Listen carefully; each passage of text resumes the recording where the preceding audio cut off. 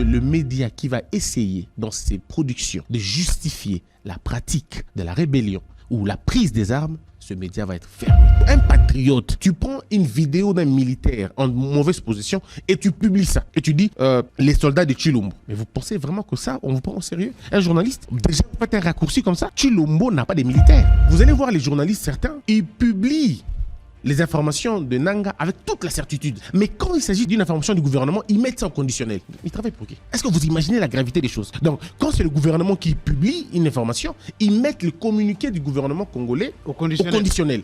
Mais quand c'est les terroristes de Nanga, c'est l'affirmatif. Vous étiez un journaliste opposé au régime Kabila à l'époque. Oui. Et à l'époque, on tuait beaucoup de Congolais, notamment à Beni Butembo, dans le Nord Kivu. Mais vous passez dans des émissions pour parler notamment de la situation de l'insécurité à l'est du pays. Oui. Mais à l'époque, les CESAC n'avaient jamais pris de mesures contre les journalistes ou les médias pour interdire la diffusion et le traitement des informations sur les forces rebelles. Pourquoi seulement aujourd'hui? Est-ce que ce n'est pas cela la dérive dictatoriale? Est-ce que ce n'est pas cela l'inféodation dont parlaient ces organisations des médias?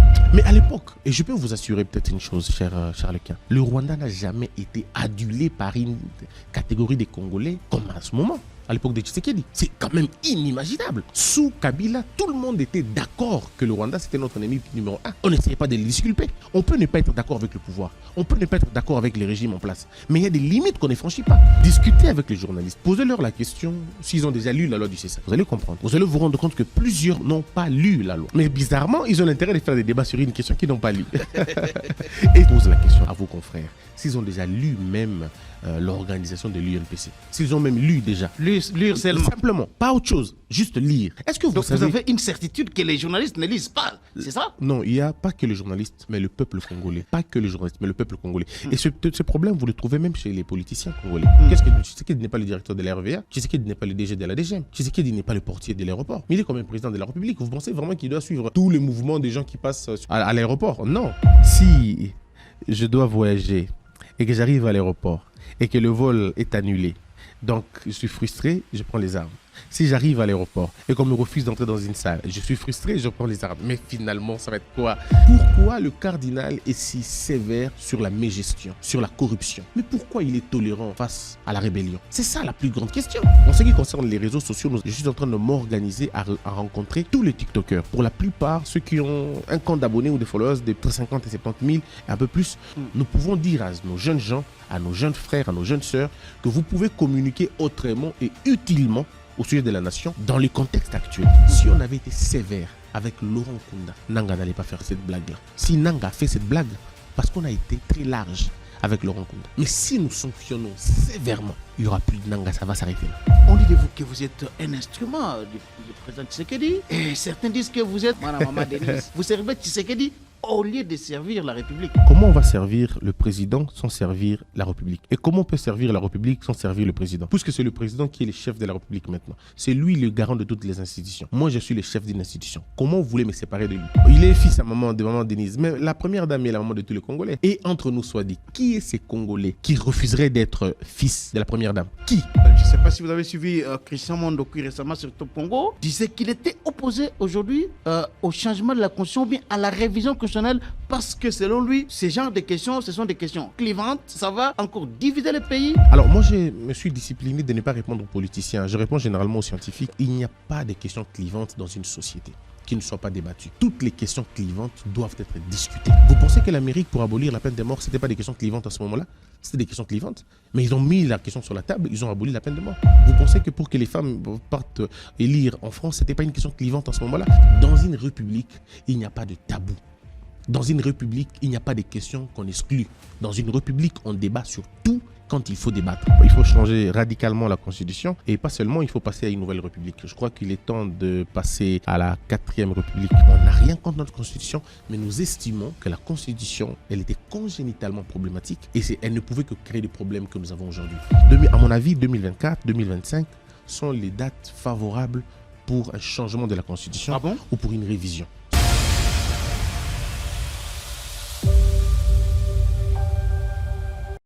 Troubles du système immunitaire, chute de tension, maux de tête, fatigue, perte de poids, frigidité et diarrhée. Dites adieu aux inconforts et retrouvez une nouvelle jeunesse avec une tasse de Maxi Bien-être au quotidien.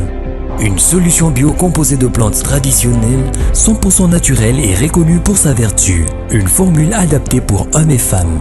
Depuis plus de 10 ans, le Maxi Bien-être Café renforce le système immunitaire, restaure la fatigue physique, améliore le sommeil, aide à stabiliser la tension et la glycémie, nettoie les reins, soulage l'hémorroïde et la constipation. Chez les hommes, le Maxi Bien-être restaure le dysfonctionnement sexuel, l'impuissance et l'éjaculation précoce. Maxi Bien-être est disponible partout dans le monde. Passez vos commandes sur www.maxibienêtre.com. Café oyo ezali kosunga batu mingi. Baye nyonso bazali komela café oyo bayebi ezali café moko ya malamu Maxi Santé ezali kosunga na ba bokono ebele, ezali kosunga na makambo ebele, batu oyo bazana problème ya cholestérol mingi na nzoto, batu oyo balingi ba perdre poids, batu oyo bazana problème ya bazala souffrir ba AVC ou bien bazalaka victime na AVC, batu oyo bazali na problème ya tension, problème ya diabète, ba problème ya hémorroïde, ba problème ya impuissance sexuelle. Café oyo ezali kosunga mingi, ba nyonso oyo bazana posa ya café oyo bogoyi ko benga biso na ba numéro oyo ezali oba ya écran. Donc bo mela yango bo somba yango eza pona mibali, eza pona basi, ezali kosunga na makambu ebele.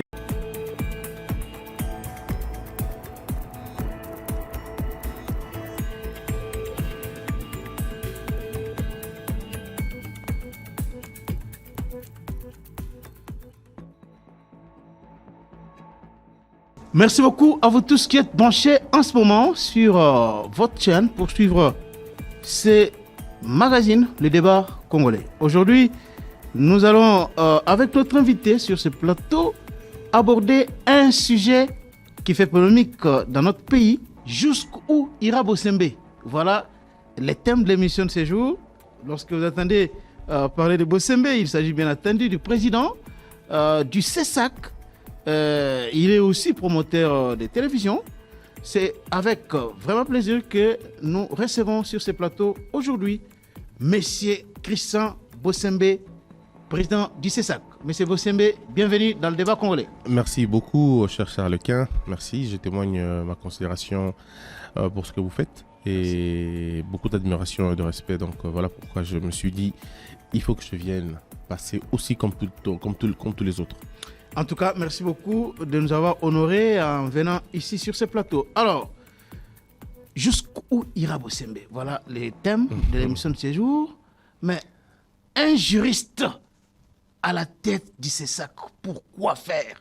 Les Congolais, certains Congolais, mais aussi les journalistes se posent des questions au regard de ce qu'ils qualifient aujourd'hui de la dérive dictatoriale au sein du CESAC. Alors, M. Bossembe, est-ce qu'un juriste a sa place à la tête d'une instance de régulation comme celui-ci? Alors, quand vous dites régulation, vous comprenez tout de suite qu'il s'agit de la règle. Il s'agit de la réglementation qu'il faut voir. Il s'agit du contrôle. Il s'agit de tout, sauf d'élaborer des émissions, sauf de présenter des émissions, et surtout pas d'élaborer des cahiers des charges. Le CESAC n'est pas une corporation de journalistes. Ce n'est pas une sorte de méga UNPC, non. Le CESAC, c'est une organisation, c'est une institution d'appui à la démocratie qui finalement regroupe plusieurs composantes. L'Assemblée nationale envoie 2 personnes, le Sénat 2 personnes, l'UNPC 2 délégués, la magistrature, le barreau, la composante audiovisuelle, la presse écrite et tout ça, tout le monde envoie des délégués, en fait, leurs délégués. Enfin, le président n'envoie qu'un seul délégué. Ce qui fait qu'on est à 15. Mais tous ceux qui sont au CESAC... Et vous avez été envoyé par le président? Oui, par le président. Tous ceux qui sont au CESAC, tous les membres du CESAC, ne sont pas que des journalistes. Nous avons des avocats là-bas. Nous avons des magistrats là-bas, des délégués de la magistrature, des délégués du barreau, qui ne sont pas forcément des avocats. Et si jamais vous arrivez les 15 là-bas, il y a une élection. Et c'est au cours de cette élection libre et démocratique et transparente que sort un président. Donc ça peut Mais celui-là doit être quand même journaliste. Non. Comment ça, il doit être journaliste? S'il faut qu'il soit journaliste, alors on va épargner l'élection. On va garder la fonction du président au quota des journalistes. Mais si on soumet le principe à une élection, ça veut dire que n'importe qui peut être président. Et d'ailleurs, ce qui me fait rire, c'est que c'est seulement ici au Congo où on fait ces débats-là. Mais si vous allez, comme nous avons l'habitude de rencontrer les présidents des régulations en Afrique, il n'y a presque pas de journalistes au sommet des régulations là-bas. Non seulement qu'il n'y a que, pour la plupart des cas, des juristes, des anciens ministres, des anciens magistrats, des anciens présidents de la société civile et tout ça, des activistes, mais il y a presque peu ou pas, carrément, de journalistes. Alors, le problème, c'est que le débat que nous avons ici, nous avons généralement des débats de la forme. On n'a jamais eu de débat de fond. Parce que, vous savez, réfléchir, c'est une affaire difficile et plusieurs Congolais ne se donnent pas à cela. Ils se limitent à des mentalités préconçues, ce qu'ils ont entendu, ce qu'on leur a dit, et alors, on va comme ça. Mais quand les gens prennent le temps de lire, ils comprennent. Et même, malheureusement, les journalistes eux-mêmes ne lisent même pas. Ils ne lisent pas la loi. Ça, c'est grave. Oui, plusieurs journalistes. Ils ne lisent pas la loi. Ils ne lisent pas la loi. Ils ne lisent pas la loi. La preuve, discutez avec les journalistes. Posez-leur la question s'ils ont déjà lu la loi du CESAC. Vous allez comprendre. Vous allez vous rendre compte que plusieurs n'ont pas lu la loi. Parce qu'ils n'ont peut-être pas le temps de lire la loi ou ils n'ont peut-être pas d'intérêt. Mais bizarrement, ils ont l'intérêt de faire des débats sur une question qu'ils n'ont pas lue. Et c'est ce qui est généralement bizarre. Mais même, et je ne parle... Vous êtes quand même un peu dur envers les journalistes. Hein. Non, je ne parle pas que du journaliste. Je ne parle pas que du CESAC, même de l'UNPC. Cher ami, il faut qu'on soit vrai. Pose la question à nos confrères, enfin à vos confrères, parce que moi je suis plus journaliste, à vos confrères, s'ils ont déjà lu même l'organisation de l'UNPC, s'ils ont même lu déjà. Lire seulement. Simplement, pas autre chose, juste lire. Est-ce que Donc vous avez une certitude que les journalistes ne lisent pas, c'est ça? Non, il n'y a pas que les journalistes, mais le peuple congolais. Pas que les journalistes, mais le peuple congolais. Et ce problème, vous le trouvez même chez les politiciens congolais. Même chez ceux qui estiment être des chercheurs congolais. Nous n'avons pas cette culture de l'effort. Nous n'avons pas la culture de l'investissement. Nous n'avons pas la culture de la concentration. Nous avons la culture du cosmétique. Nous voulons parler sans lire. Or, la bouche ne parle que lorsque les oreilles ont beaucoup entendu. Lorsque les oreilles n'ont pas entendu, il vaut mieux que la bouche ne parle pas. Et c'est ça notre plus grand problème. Nous parlons sans avoir vérifié les choses. Et c'est pourquoi nous tombons dans des affirmations comme ça qui nous tournent en ridicule. Vous entendez des gens dire c'est ça que c'est une affaire des journalistes. Mais ce sont des déclarations graves. C'est un peu comme si vous dites que pour être président de la CENI, il faut être politicien. Parlez du CESAC, le Conseil supérieur de l'audiovisuel de la communication, comme étant une institution d'appui à la démocratie. Oui. Pensez-vous vraiment que le CESAC appuie la démocratie dans notre pays? Bien sûr. D'abord, il faut la définir. Notre démocratie, est-ce que nous sommes d'accord avec elle? Parce que c'est aussi ça. Est-ce que vous, d'abord, vous êtes d'accord avec la démocratie? Le principe, selon vous? Oui, le principe de la démocratie, j'estime qu'il est très bon. Mais quand on regarde dans le fond, je me pose la question, un peu comme Socrate le disait en son temps. Est-ce que la démocratie n'est pas un piège pour le pays où les gens ne sont pas suffisamment instruits? C'est ça la grande question. Parce que si la démocratie, nous au Congo, nous comprenons la démocratie comme une prime à la délinquance, comme une prime au libertinage, eh bien, c'est l'inanition de la nation. Mais si nous comprenons la démocratie comme le respect des règles, si nous comprenons la démocratie comme le respect de l'autre, de l'opinion de l'autre, si nous prenons la démocratie comme un homme dont la colonne vertébrale, c'est la tolérance, alors on fera beaucoup d'efforts, on va évoluer. Parce que la démocratie, c'est aussi respecter les non.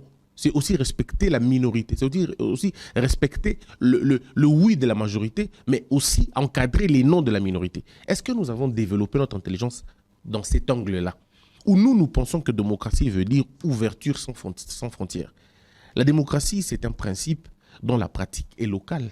Chaque État définit la pratique de la démocratie dans son pays. La France et les États-Unis n'ont pas la même pratique de la démocratie, mais ils ont le même principe de la démocratie. Alors pourquoi nous, au Congo, nous avons l'impression que la démocratie est une machine qui promeut, on va le dire, les faibles, qui fait avancer les faibles, qui fait la promotion même de la niaiserie. Et c'est ça ce qui est dangereux. Aujourd'hui, au nom de la démocratie, tout le monde fait ce qu'il veut. Je peux ouvrir ma caméra, j'insulte comme je veux, on pose la question, on dit c'est la démocratie. Je peux louer les ennemis, c'est la démocratie. Je peux raconter ce que je veux, c'est la démocratie. Donc je peux même m'ingérer, m'immiscer dans le lit de quelqu'un, c'est la démocratie. Je peux aujourd'hui commencer à parler de la paternité de Charles Quint, de sa fille, de son fils, de sa femme. On pose, c'est la liberté. Non, mais lorsque la démocratie ne met pas des limites dans chaque portion de la liberté, ce n'est pas la démocratie, c'est la démocrature. Au contraire, lorsqu'on regarde comment fonctionnent les vieilles démocraties, on voit les gens, au nom de cette démocratie-là, s'immiscer même dans la vie privée. Vous avez souvenir de ce qui se passe avec Brigitte Macron aujourd'hui. Oui, les gens fouinent un peu partout là, au nom de la démocratie. Non, mais justement, mais il faut les principes. Il y a aussi les revers. Diffuser une information de quelqu'un sans son aval, sans son aval, et si ça le blesse, c'est de la diffamation. Et la diffamation, on peut vous arrêter pour ça. Ne parlez pas de la démocratie pour ça. Et il faudrait que les gens... C'est pourquoi nous disons que la démocratie devrait s'asseoir sur des valeurs. Il faudrait qu'il y ait de l'instruction. Platon le disait si bien en son temps, et Platon et Socrate le disaient, la démocratie dans un système où les gens n'ont pas étudié est un système abject. Et c'est le cas en République démocratique. On n'est pas très loin de ce cas-là. Est-ce qu'on a la maîtrise? Est-ce qu'on comprend même les rouages de la démocratie? C'est ça le problème en fait. Mais allons-nous nous arrêter là? Non. Mais est-ce que nous pouvons aller plus loin que ça? Oui, on peut aller plus loin que ça. Il faut encadrer la démocratie. C'est ainsi qu'il y a des institutions comme le CESAC. Il faut encadrer la démocratie. Il ne faut pas museler, il faut encadrer. Comme je l'ai dit, et je le dis encore une fois, la tâche la plus difficile aujourd'hui au Congo, pour nous qui sommes régulateurs, c'est la frontière entre réguler et museler. C'est la frontière entre accorder les libertés, mais de ne pas ouvrir les vannes du libertinage. C'est ça notre plus grand problème. Et la frontière, elle est extrêmement fine, elle est étroite. Mais il faut y aller que ça. Il faut y aller. Donc le CESAC, le but du CESAC, c'est de promouvoir la démocratie. Et on ne peut pas promouvoir la démocratie sans liberté d'expression. Et c'est nous, le CESAC, au niveau des médias, qui estimons ce qui est démocratique ou pas, au niveau de la télévision. C'est vous qui jugez. C'est nous. Nous sommes les juges. Et si vous voulez d'ailleurs, le juge exclusif de ce qui est pour nous liberté d'expression, au niveau de la télévision ou pas. Vous décidez unilatéralement de ce que les gens doivent consommer ou pas? Non, je n'utiliserai pas unilatéralement, j'utiliserai conformément à la loi. Nous utilisons conformément la Constitution et même le loi de la République pour voir qu'ici, on a violé le principe. Ici, on a violé les règles du jeu. Et c'est ça ce que nous... Mais est-ce que ça, c'est pas le rôle des juges qui peuvent, des magistrats qui peuvent...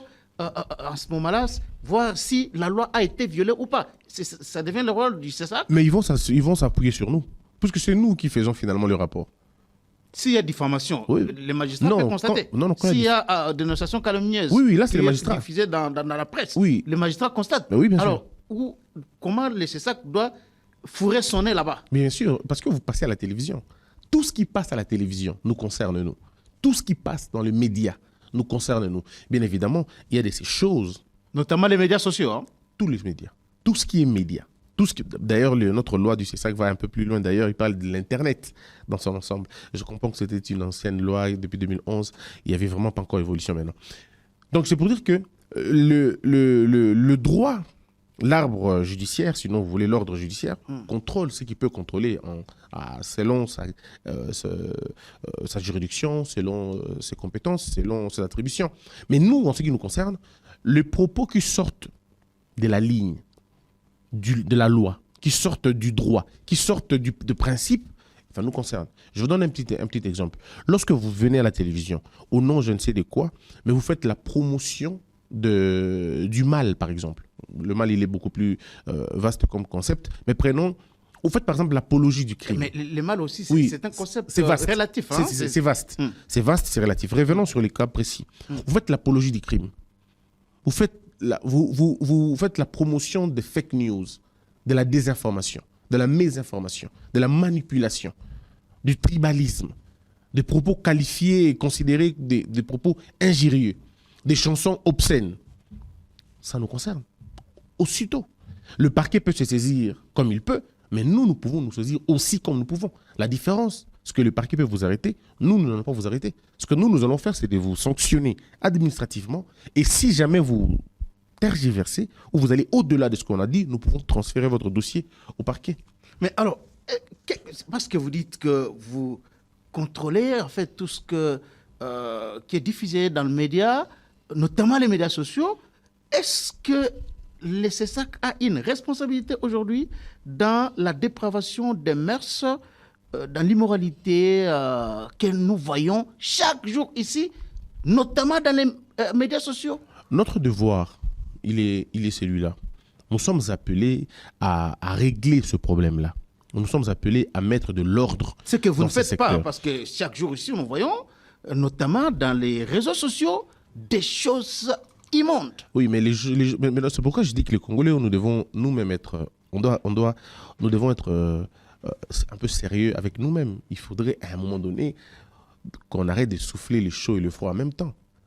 Vous voulez que le CESAC fasse efficacement son travail, mais en même temps vous pleurez, vous dites qu'il y a la dictature.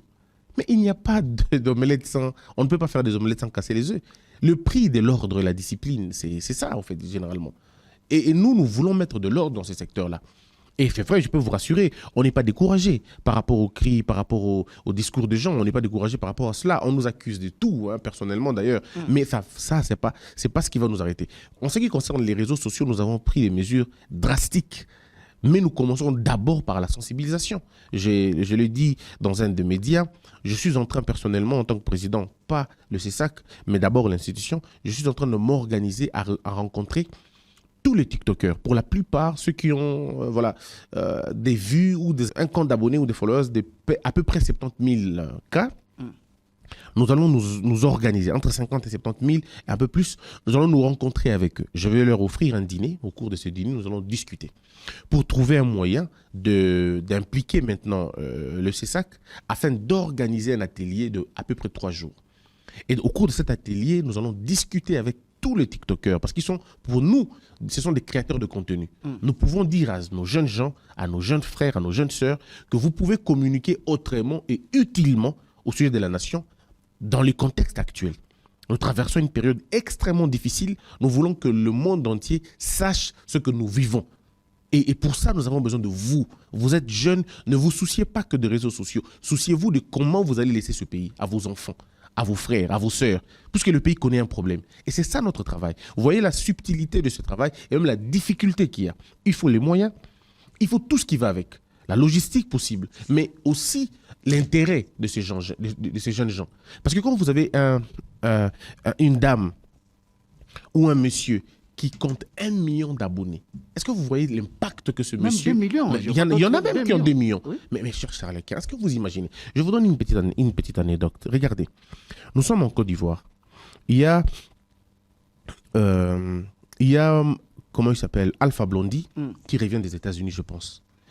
Mais Alpha Blondy est habillé, on va dire, à la limite, pas très confort, pas très bien.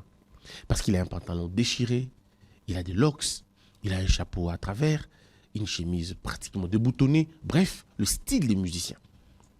Mais quand il descend de l'aéroport, les jeunes sont allés l'accueillir.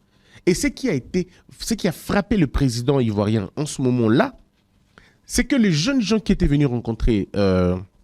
Alpha Blondy était bien habillé relativement, hein? Pantalon classique, c'était des étudiants pour la plupart des cas. Mais il semble que la légende dit que plusieurs étudiants ont déchiré leurs pantalons pour ressembler à leur idole, pour ressembler à ce monsieur-là. Ce monsieur-là n'est pas connu des universités. Ce n'est pas un diplômé en droit, ce n'est pas un homme qui a un master en ceci, cela. Ce n'est pas un professeur, ce n'est pas un médecin, c'est un musicien. Donc, un influenceur. Vous avez vu l'impact que ce monsieur a sur la population. Et ils ont demandé que l'on puisse changer du regard. Et je pense même qu'après ce moment-là, on n'a pas compris comment Alpha Blondy a directement changé la thématique de ses chansons. C'est devenu un révolutionnaire. À l'époque, c'était un chanteur qui chantait l'amour et tout. Et c'est devenu directement un révolutionnaire. Et vous savez combien ce monsieur a révolutionné la pensée africaine? Parce qu'en réalité, je crois qu'il y a eu un travail de fond. Mais le problème, c'est que qu'est-ce que nous faisons ici? Vous voyez Fali, vous voyez Ferré, vous voyez Kofi, vous voyez Ouira, JB, et vous laissez comme ça. Vous ne les exploitez pas. Vous ne les exploitez que dans leur domaine de musique. Non, c'est de porte-voix que nous devons utiliser efficacement. pour qu'ils parlent de nous, pour qu'on sache exactement que nous existons. Pas seulement que nous existons, mais qu'à travers eux, que nous puissions passer le message. Il en est de même, pour ces jeunes gens-là. Les TikTokers. Les TikTokers, mais c'est des influenceurs. Vous avez des jeunes gens ici au Congo, il fait une vidéo, il est suivi au Cameroun, il est suivi au Mali, il est suivi... Non, mais vous allez faire comment si... Parce que cela dépend aussi de l'éducation. Hein? Non, il y a faut ceux les qui appeler. vivent ici au Congo, d'autres en Europe, et ils s'insultent à longueur des journées. C'est deux volets. Ils ont des émissions adultes en plein jour. Ça passe comme ça. Vous allez faire comment Cher pour régler Charles, ça? Socrate dit ceci. L'homme fait le mal parce qu'il ne connaît pas le bien. Le jour où il le connaîtra, il le fera nécessairement. Et j'estime que si nous engageons un débat franc avec ces jeunes gens-là, nous leur disons, voici ce que nous voulons que vous puissiez diffuser.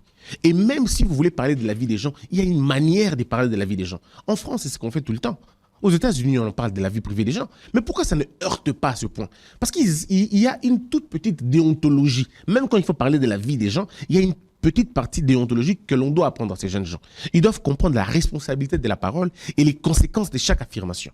Et ça, c'est à nous, l'État congolais, à nous en tant que décideurs, de dire à ces jeunes gens. Parce que si vous les arrêtez maintenant comme ça, sans avoir informé avant, c'est de l'arbitraire. Il faut informer avant de sanctionner. Et c'est ce que nous allons faire. D'abord, une rencontre avec eux, un dîner avec eux. Nous parlons de grandes mesures. Et nous parlons maintenant, nous entendons sur comment nous allons faire pour l'atelier, pour organiser cet atelier de 3 jours. Nous pouvons aller à Mwanda, on peut aller à Boma, on peut aller à Mbandaka, on peut aller à Lubumbashi, on peut aller partout dans un coin du pays où nous les associons tous et nous discutons. Vous allez voir, cher Charles-Quint, au bout de 6 mois, je veux dire, le narratif va changer. La manière de parler du pays va changer. Parce que s'ils sont tous là et que chacun dans ses productions réserve on ne dit pas du matin au soir parler que du Congo. Non. Nous disons simplement ayons un nouveau style, un nouveau paradigme.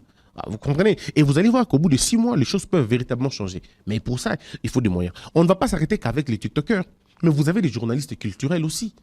Les journalistes qui font la musique, qui font la chronique musicale, et ainsi de suite, qui et à la fois insultent et laissent leur plateau à l'insulte. Alors ces gens-là, il faut les conscientiser. Et eux aussi, la même chose, le même processus, le dîner, l'atelier. Ensuite, nous revenons maintenant à votre niveau. Vous, les présentateurs des émissions politiques. Vous, les présentateurs des émissions d'élite, comme on dit, des élites. Alors il faudrait vous aussi, à votre niveau, organiser le même processus. Un dîner pour discuter et puis un atelier. Parce que la vie courante, elle doit être une vie de recherche tous les jours. Nous devons vous dire, cher Charles-Quint, qu'est-ce que vous gagnez en parlant du Rwanda? Qu'est-ce que ça vous rapporte? Nous allons parler de ça. Voyez-vous? Donc c'est un peu ça ce que nous sommes en train de faire. Donc les réseaux sociaux, il faut utiliser les deux côtés, et la chicotte et la carotte. Mais c'est seulement quand on va épuiser le niveau de l'atelier, la sensibilisation, s'il y a des récalcitrants, en ce moment-là, il faut sanctionner. Les gens font ce qu'ils font parce qu'ils n'ont jamais vu des gens sanctionnés, cher Charles-Quint. Mais vous parlez de sensibilisation. J'avais vu en 2023, sous la houlette des Maman Denis Yakerou, il y avait les confrères Zachary Barabas, notre nez. Ils avaient organisé une rencontre ici des TikTokers nationaux et d'autres venant d'autres pays africains. Mais ça n'a résolu aucun problème. Les filles, notamment aussi les gars, qui ont plus d'1 million, plus d'1 million d'abonnés, étaient là. Mais ça n'a rien résolu comme problème. Non, là, je vous parle de l'institution. Ce n'est pas une organisation privée. Je parle d'une institution d'appui à la démocratie.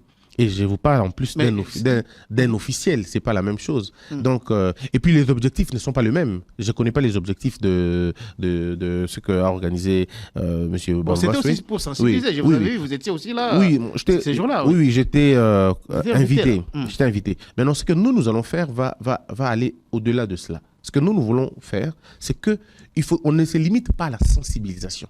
Nous, c'est la sensibilisation, la formation. Et puis à la fin, on signe des conclusions, ce qu'on va appeler comme des rapports. On va signer une charte. Et tous ceux qui vont participer à ça vont signer cette charte. Ils seront obligés de signer. Mais vous allez signer. Je prends un exemple. Vous avez un TikToker qui vit en France ou en Belgique. Parce que nous en avons. Et à longueur de journée, ils ne font qu'insulter, parler des bêtises à longueur de journée. Vous allez faire quoi pour empêcher cette TikTokeuse-là ou ces TikTokers-là vivant en Belgique, en France, c'est pas moi au Canada, de ne pas débiter des insanités telles que les font. Vous allez faire comment? Je vous réponds. Comment vous allez empêcher à ce que tout ce qu'il dit ne soit pas suivi ici? Non, s'il dit, ça va arriver ici. Là, y a pas de, là on ne saura pas, mais on ne saura pas filtrer à ce niveau-là. Parce que c'est une question d'algorithme et il faut dire qu'on n'a pas ce moyen-là. Mais qu'est-ce que nous allons faire? Nous allons faire en sorte que ces choses-là ne se reproduisent plus. Est-ce que vous savez que nous avons des ambassades partout où ils sont? Est-ce que vous savez que nous avons des ambassades partout où ils sont? Est-ce que vous savez que nous avons des relations avec ces pays-là? Est-ce que vous savez que l'Amérique, la France, l'Angleterre, la Belgique, tous ces pays-là savent ce que c'est le méfait de l'Internet? Ce n'est pas parce que vous parlez en lingala que nous ne pouvons pas traduire le même mot que vous dites en lingala et les traduire en justice à partir de là-bas. Non, le problème ici, c'est que... Un citoyen belge, par exemple, ou bien une citoyenne belge, française ou français, il n'a pas la nationalité congolaise. Vous allez saisir l'État français ou belge pour un message diffusé, puis publié par un sujet belge ou français? Comment vous allez faire ça? Ce n'est ni le lieu, ni le moment de déballer toute la stratégie. Mais je peux vous rassurer, la nation congolaise nous sera reconnaissante. Parce que ce qu'on va faire pour ce pays, dans ce domaine de régulation, si nous sommes suffisamment accompagnés par l'État congolais, on ne parlera plus de cela. Parce que la stratégie, elle est très bien ficelée, elle est très bien réfléchie. Et nous arriverons on arrivera à mettre fin à cela. Et aussi, au-delà de cela, pour aller en France et pour aller en Europe, organiser la même chose là-bas, parce que peut-être que si on a tous les moyens possibles, on peut les inviter, ils viennent ici. Mais la plupart de ceux qui sont influenceurs là-bas aussi, la plupart d'entre eux n'ont pas de papier. Donc, ils ne peuvent pas venir ici. Parce qu'ils n'ont pas de papier. Ils sont dans une situation qui... Alors, nous allons aller vers eux pour essayer de discuter avec eux. C'est vrai qu'on ne va pas faire l'eau. On n'oblige personne. Mais c'est une question d'État. C'est la survie du pays. Et ceux qui ne vont pas suivre la logique, ils ne s'en prendront qu'à eux-mêmes. Nous, on n'aura pas de problème. On aura fait notre boulot. On aura fait le boulot d'appeler tout le monde, d'essayer de réunir tout le monde, d'essayer de tenter de mettre les gens dans une même, sur une même longueur d'onde et dire allons-y dans une telle direction. Mais si, il y en a qui vont refuser. Bon, libre à eux. Mais nous, on aura fait notre problème. Seulement, nous disons, vaut mieux pas être à l'écart de cette histoire. Ça ne sera pas bon. Parce qu'une fois qu'on va commencer maintenant à sanctionner, ça va être des sanctions extrêmement sévères. Parce que je ne peux pas comprendre que quelqu'un parle de la vie privée des gens aussi librement et facilement comme ça. Je ne peux pas comprendre. Vous avez vu, je ne citerai pas les noms des gens. Mais qui est épargné dans ce pays dans les insultes? Personne. C'est devenu une république des insultes. Tout à fait. Alors on va laisser ça comme ça. Donc, le chef de l'État insulté matin, midi, soir. L'ancien président insulté matin, midi, soir. Les hommes d'église insultés matin, midi, soir. Et généralement insultés par le plus faible de la société. Ah, on ne peut pas laisser ça comme ça. Non, on ne peut pas. C'est pourquoi il faut prendre des mesures drastiques. Mais encore une fois, est-ce que nous sommes prêts? C'est ça la question. Est-ce que nous sommes prêts à prendre ces mesures-là? Est-ce que nous sommes prêts à accepter cela? Parce que le Congolais, on sait comment on est. L'insulte est facile. La critique, elle est très facile. Mais sommes-nous prêts à changer? Alors, vous avez parlé de moyens, vous avez parlé des musiciens, mais prenons le cas aussi des humoristes. Il y a des comédiens dans notre pays qui sont suivis par des milliers et des milliers de gens. En Europe, aux États-Unis, un peu partout, mais aussi ici en RDC. Mais dans leur production, nous voyons beaucoup d'obscénités là-bas. Vous comptez faire quoi avec ces humoristes ici? Vous êtes même... Vous voulez que j'avais reçu, je dois le dire clairement, j'avais reçu ici un jour M. Patrick Yalé, que vous connaissez très bien, qui y avait adressé une demande à Christian Bossembe. Pourquoi vous laissez tous nos comédiens ici qui ont beaucoup d'abonnés sur leur chaîne YouTube, sur Facebook, en train de produire des scènes obscènes comme ça chaque jour? Oui, cher Lequin, cher Patrick, pour qui j'ai beaucoup d'estime aussi.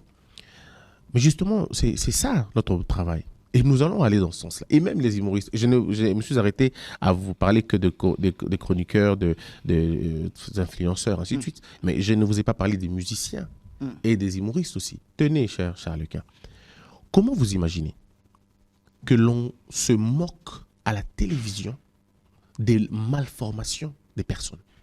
C'est-à-dire les comédiens se donnent le droit de se moquer de la malformation des gens.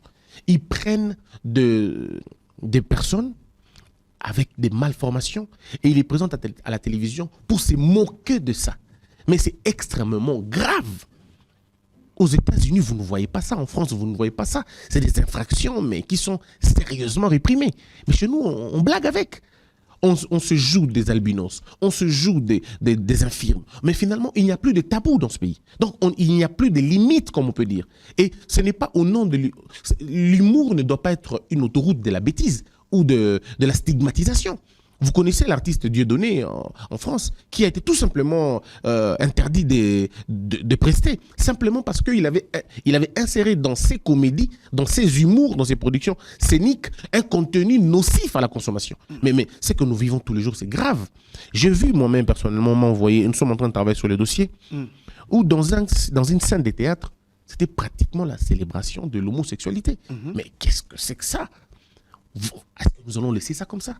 Ah mais non, cher Charles Quint. Il faut à un moment donné mettre terme à ces choses-là. Deux hommes qui s'embrassent allègrement à la télévision. Ah mais non, ça ce n'est pas nous.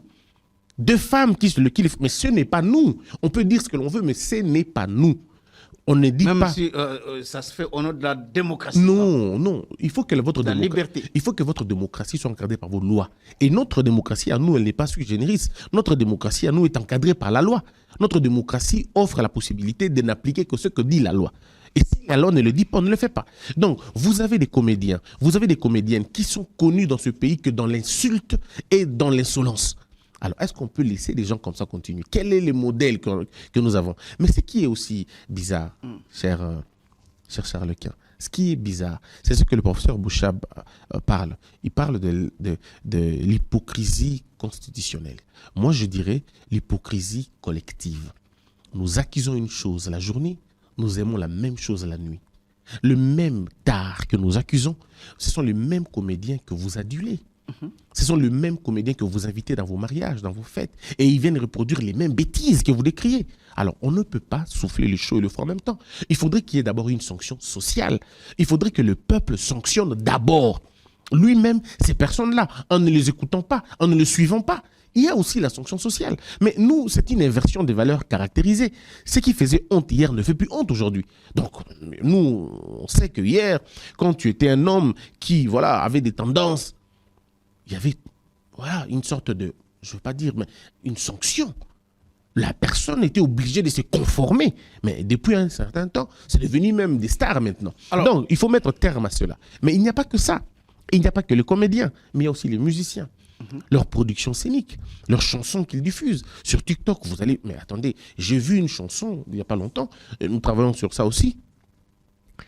Alors, les jeunes gens font maintenant l'apologie de ce que vous appelez gigolo, ce que vous appelez... Mais attendez, où en sommes-nous? C'est-à-dire que ces jeunes gens n'ont pas des parents, ils n'ont pas des mamans, ils n'ont pas de mère, ils n'ont pas de père, ils n'ont pas de frères, ils n'ont pas de sœurs. Donc il n'y a plus personne pour leur dire que ça, c'est une prime vraiment à la dépravation des mœurs. Comment on va demander aux jeunes garçons d'aller entretenir des relations plus ou moins intimes avec des mamans? C'est littéralement ce que la chanson dit. Donc nous, il faut aimer les mamans, nous, on ne veut plus des petites filles. Mais qu'est-ce que c'est que ça? Et ça passe. Et vous avez des vues. Si vous regardez, vous voyez que les gens l'ont suivi. Tout à fait. Mais alors, où en sommes-nous? Alors, si vous continuez à primer les inconscients, vous continuez à primer ce qui insulte, ce qui déprave notre société, George Orwell le dit, un peuple qui ne se revendique pas, ce peuple est devenu mature. Alors, M. Bossembe, vous parlez des moyens que vous n'avez pas jusque-là, parce que le CESAC a toujours connu un problème éternel de manque de moyens. Cela est dû à quoi? Est-ce au mépris de l'exécutif à l'égard de cette instance de régulation, ou à l'ignorance, ou parce que ça ne fait pas partie des priorités de l'exécutif? J'aimerais poser la question, quelle est la perception que nous avons du régulateur au Congo? Est-ce que nous lui donnons une place de choix? C'est un peu comme si vous donnez à quelqu'un des missions, mais vous ne lui donnez pas les moyens d'accomplir ces missions-là, mais vous attendez quand même les juger à la fin. C'est ça notre plus grand problème. Vous me demandez de faire une course avec un cheval, mais vous ne me donnez pas les mêmes moyens du cheval. Mais vous voulez quand même que je gagne ce cheval-là. Et c'est ça le plus grand problème. Donc, c'est la perception que nous avons du régulateur. Est-ce que nous avons une bonne perception du régulateur? Est-ce que nous en voulons même? Si déjà les journalistes eux-mêmes ne sont pas d'accord avec les régulateurs, si eux-mêmes, les journalistes, ils ne sont pas d'accord avec les régulateurs, comment voulez-vous que le gouvernement soit d'accord avec les régulateurs? Donc, je crois qu'à un moment donné, et encore une fois, il faut qu'on change notre perception de la vie et notre perception de la chose. Sinon, ça va être très compliqué. Mais je crois que depuis que je suis là, depuis que nous sommes au CESAC... Vous recevez des moyens, vous pensez que le régime Tshisekedi donne des moyens au CESAC pour mener bien sa politique? Bon, pas pour mener très bien la politique, mais je pense qu'il est beaucoup plus ouvert par rapport à... Tout simplement ouvert? Oui, tout simplement ouvert. Mais les moyens ne suivent pas? Je crois que ça va suivre. Je ne suis pas les types des officiels qui se plaignent à la télévision pour... Mais ça fait quand même un bon bout de temps que Ouais. vous êtes là. Les moyens ne suivent toujours pas? Je suis chef d'une institution. Comprenez que je ne peux dire certaines choses. Donc tout ce que moi je pourrais dire en ce moment, c'est que nous y travaillons et nous trouverons une solution. Est-ce que les difficultés des trésoreries sont réelles aujourd'hui au CESAC? Bien plus réel que ça. Plus grave même que ça. Plus grave? Extrêmement grave. Mais on tient. Mais malheureusement, je ne le dirai pas, mais en tout cas, il y a des problèmes extrêmement sérieux. Très sérieux. Alors, Monsieur Bossembe, aujourd'hui, les organisations professionnelles, je parle bien des journalistes, pensent que le CESAC est un allié des bourreaux de la liberté de presse dans notre pays. Je prends ce communiqué, cette déclaration qui était faite il n'y a pas longtemps par un certain nombre des organisations, des journalistes, je vais lire ça. Les organisations professionnelles des médias dénoncent la volonté politique du musellement de la presse en République démocratique du Congo. Paragraphe 2. La dynamique a également examiné l'étude du récent président du CESAC, suivi d'un communiqué officiel de cette instance de régulation, interdisant aux médias et aux professionnels des médias de traiter et de diffuser toute information sur les rebelles sans s'en référer aux sources officielles. Des actes contraires à sa propre directive indiquant les modalités de traitement des informations en temps de guerre. Visiblement, cette recommandation a été prise en violation des textes du CESAC et dévoile la partialité de cet organe dont une des missions essentielles est de protéger la liberté de la presse. La dynamique dénonce l'inféodation et les manques d'indépendance de l'instance officielle de régulation. Ce qui vient confirmer la volonté de l'institution publique de museler la presse. Comment aujourd'hui le CESAC peut se permettre d'interdire aux professionnels qui savent bien traiter, d'abord récolter, traiter et diffuser l'information, de ne plus parler d'une manière générale de la situation de la guerre à l'est de la République démocratique du Congo? Vous voyez vous-même que en lisant seulement on va dire ça quoi, c'est une déclaration. Cette déclaration. Vous-même, en tant que citoyen, vous n'êtes pas d'accord, ça peut se voir sur votre visage, que vous n'êtes pas d'accord avec ça, c'est du français. Moi, je pose des questions. Ah oui, je comprends. C'est du français et il n'y a vraiment pas de contenu. Regardez, quand ils disent que les textes sont violés, quel texte? Ils parlent d'une directive, c'est quelle directive? Parce qu'on en a beaucoup de directives, c'est ça. C'est pour vous dire ceci, c'est pour vous dire que eux-mêmes ne savent pas, pour la plupart des cas, ce qu'ils disent. La directive indiquant les modalités de traitement des informations en temps de guerre. Ouais. Vous connaissez cette directive-là? Non, ce n'est pas ça. Ce n'est ni l'intitulé, ce n'est ni le contenu, ce n'est même pas le sens qu'on a donné à cette directive-là. Et ça, ce n'est même pas le cas. Dans notre directive, d'ailleurs, nous faisons exactement allusion à notre communiqué, à ce que nous sommes en train, ce que nous avons pris comme recommandation. Donc ça, c'est un faux débat. Et un autre problème, c'est que quand ils disent que c'est un féodé, ça, ce sont des langages qu'on a toujours entendus depuis très longtemps. Moi, je comprends que les journalistes sont jaloux de leur liberté, ce qui est normal. Et ils peuvent revendiquer, c'est tout à fait normal. Mais je ne vois pas en quoi est-ce que le CESAC enfreint la loi et en quoi est-ce que le CESAC enfreint à la liberté des gens. Nous n'avons pas interdit de communiquer sur le Rwanda, non. On n'a pas interdit de communiquer sur la guerre à l'est de la République. Non, on n'a pas interdit ça. Nous avons dit communiquez, mais appuyez-vous sur des faits. Et surtout des faits des professions, je veux dire sur des sources fiables, des sources officielles. Où est le mal? N'est-ce pas le travail d'un journaliste de certifier sa source? N'est-ce pas le travail d'un journaliste de puiser l'information à la bonne source? C'est ça le travail d'un journaliste. Vous n'allez pas ramasser les informations sur les réseaux sociaux. C'est ce que nous ne voulons pas.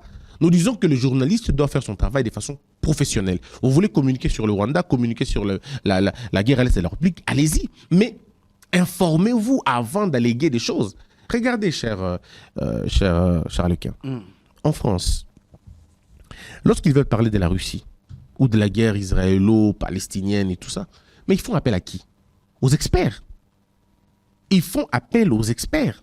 Ils font appel aux anciens généraux, ils font appel aux experts en stratégie militaire, ils font appel aux experts en question géopolitique, et ainsi de suite. Ils font appel à ces gens-là. Pourquoi? C'est pour crédibiliser l'information, pour la certifier et la rendre potable. Il ne faudrait pas appeler un phytothérapeute pour parler de l'armée.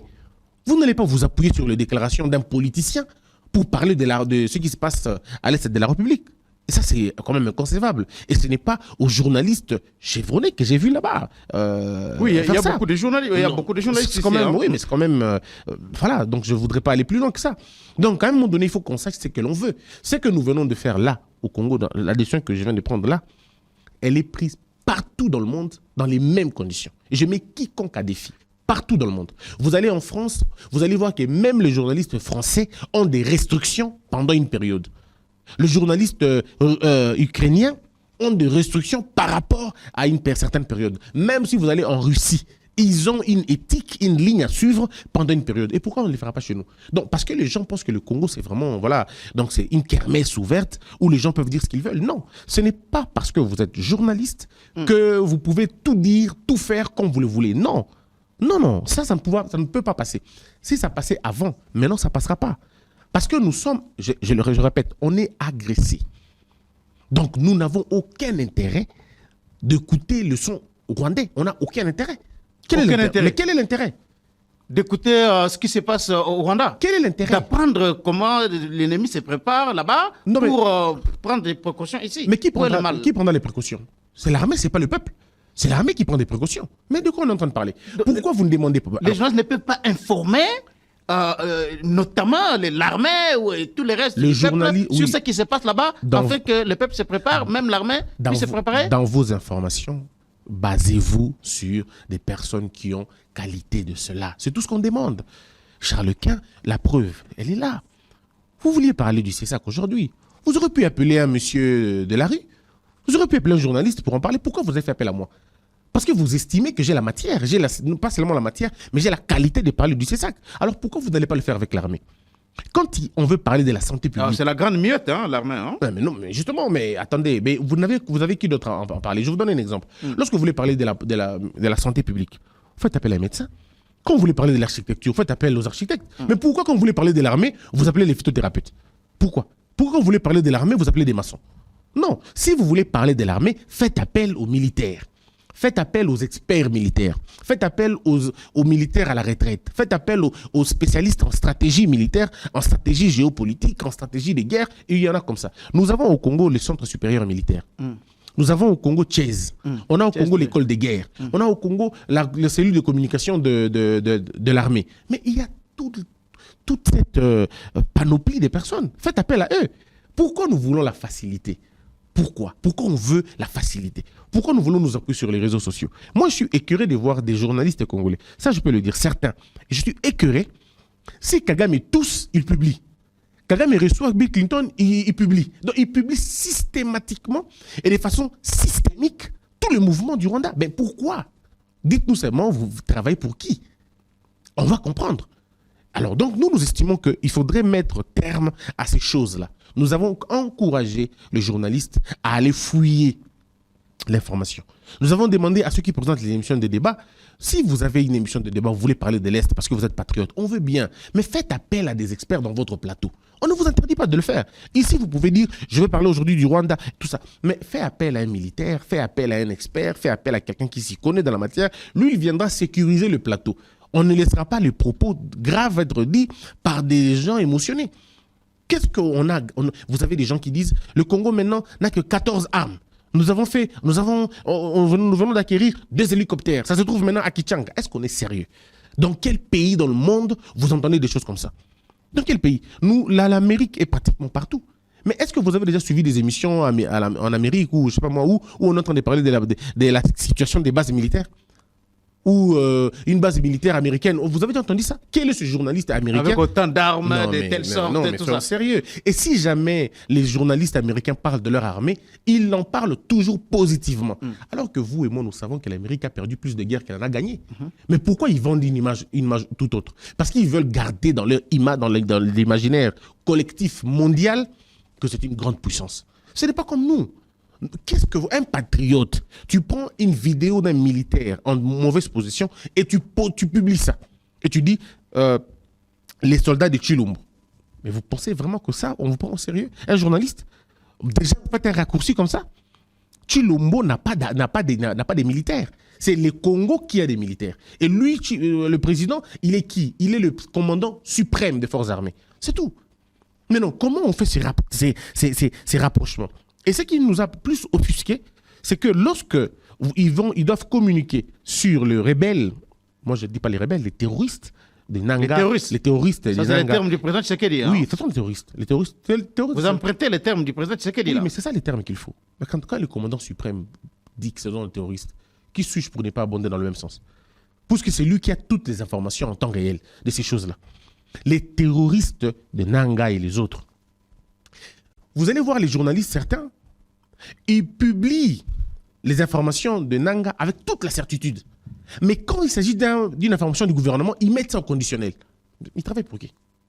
Est-ce que vous imaginez la gravité des choses? Donc, quand c'est le gouvernement qui publie une information, ils mettent le communiqué du gouvernement congolais Au au conditionnel. conditionnel. Mais quand c'est les terroristes de Nanga, c'est l'affirmatif. Un autre élément, pour peut-être vous scandaliser un peu. Cher Charles-Quint, on est dans quel pays où les médias, certains médias, se permettent de faire l'apologie de la rébellion? Ils essayent même dans leur critique de justifier la pratique du mal. Ils disent non, s'ils sont allés là-bas, c'est parce que. Mais il n'y a pas de parce que. Lorsque Charlie Hebdo était attaqué, quel est ce média qui a justifié la colère de ces humoristes-là? Alors, pardon, de ces assaillants. Alors que ces terroristes disaient, ils ont fait une satire sur Mahomet. On ne peut pas. Mais pourquoi on ne leur a pas donné la parole? Pourquoi on n'a même pas essayé de justifier cela? Nous sommes aux États-Unis. Un monsieur visiblement détraqué a tué près de 17 élèves dans une école maternelle. Qui a justifié ça? Mais ici, chez nous, vous avez des gens qui essaient de justifier la prise d'armes. Est-ce qu'on est sérieux? Alors nous, on ne peut pas laisser ça dans les médias. Non, on a dit pas question. Mais lorsque vous dites... Et c'est ça qui énerve. Lorsque vous dites, vous interdisez aux médias de traiter et de diffuser toute information sur les forces rebelles. Mais il faut voir, il faut lire notre communiqué. Ça, c'est la déclaration.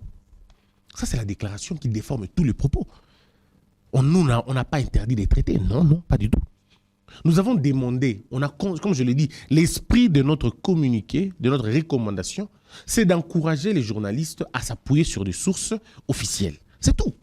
Nous, on n'a pas demandé de ne pas... Non, nous avons dit, informez-vous avant. Appuyez-vous sur des sources officielles. Où est le problème dans cela? Et même quand je vois les ONG internationales aller dans le même sens, je me dis, mais ces ONG doivent quand même être un peu assez courageuses quand même. Donc, ils ne disent rien quand la France interdit la diffusion des chaînes russes en France. Ça, ils ne disent rien. Il n'y a pas de violation là-bas. Quand on interdit aux journalistes français, aux journalistes américains, aux journalistes, tout ça, de traiter ou d'expliquer les questions de la Russie et tout ça, ça, c'est pas un problème. Vous avez vu le scandale qu'il y a eu aux États-Unis, puisqu'il y a un Américain qui est allé interviewer Poutine. Vous avez vu le scandale qu'il y a eu là-bas? Les médias, les médias américains, mais ont traité ce monsieur-là de tous les noms possibles.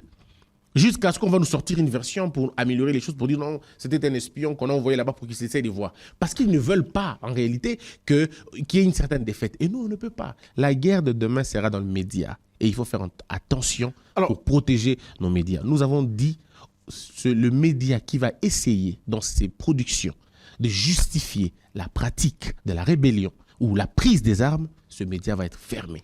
Alors, M. Bossembe, on a vu, vous étiez quand même un journaliste opposé au régime Kabila à l'époque. Oui. Et à l'époque, on tuait beaucoup de Congolais, notamment à Beni Butembo, dans le Nord Kivu. Mais vous passez dans des émissions pour parler notamment de la situation de l'insécurité à l'est du pays. Oui. Mais à l'époque, les CESAC n'avaient jamais pris de mesures contre les journalistes ou les médias pour interdire la diffusion et le traitement des informations sur les forces rebelles. Pourquoi seulement aujourd'hui? Est-ce que ce n'est pas cela la dérive dictatoriale? Est-ce que ce n'est pas cela l'inféodation dont parlaient ces organisations des médias? Alors, d'abord, ça me fait rire un peu. D'abord, pourquoi? Moi, j'ai jamais loué le Rwanda. Jamais. J'ai jamais caricaturé les forces armées congolaises. Non. J'ai critiqué la gestion de Kabila à l'époque. C'est ce que j'ai critiqué. Je ne regrette pas. Même si le monde était à refaire, je veux refaire la même chose. Vous allez continuer à critiquer la gestion de Kabila? Oui. Parce que si c'est dans les mêmes conditions, je critiquerai toujours. Parce que moi, je ne renie pas mes positions. Je suis resté constant depuis tout ce temps. Mais à l'époque, et je peux vous assurer peut-être une chose, cher Charles-Quint, le Rwanda n'a jamais été adulé par une catégorie des Congolais comme à ce moment, à l'époque de Tshisekedi. C'est quand même inimaginable. Sous Kabila, tout le monde était d'accord que le Rwanda, c'était notre ennemi numéro 1. On n'essayait pas de les disculper. Mais bizarrement, les mêmes personnes qui hier critiquaient le Rwanda... mais là, on disait aussi que Kabila était rwandais, que c'était lui qui était à la base de tout ce qui se passait, notamment à l'est du pays. Donc vous comprenez que c'était contre le Rwanda. C'était jamais pour justifier l'armée rwandaise ou quoi que ce soit. C'était ça. Mais aucun Congolais n'avait justifié la prise des armes de CNDP. Les Congolais ici à Kinshasa ont critiqué CNDP. Personne n'en voulait. Personne n'a accepté Laurent Kunda à Kinshasa. Personne n'a accepté l'autre là, comment il s'appelait, Boutebouche. Personne ne l'a accepté. Et même le RCD a eu du mal à convaincre tout le monde ici. Vous vous rappelez? Mais pourquoi aujourd'hui Nanga c'est différent? Pourquoi aujourd'hui le M23 c'est différent? Pourquoi? Non, vous comprenez une chose, je ne vais pas dire comme tout le monde, mais sortons de la haine des individus.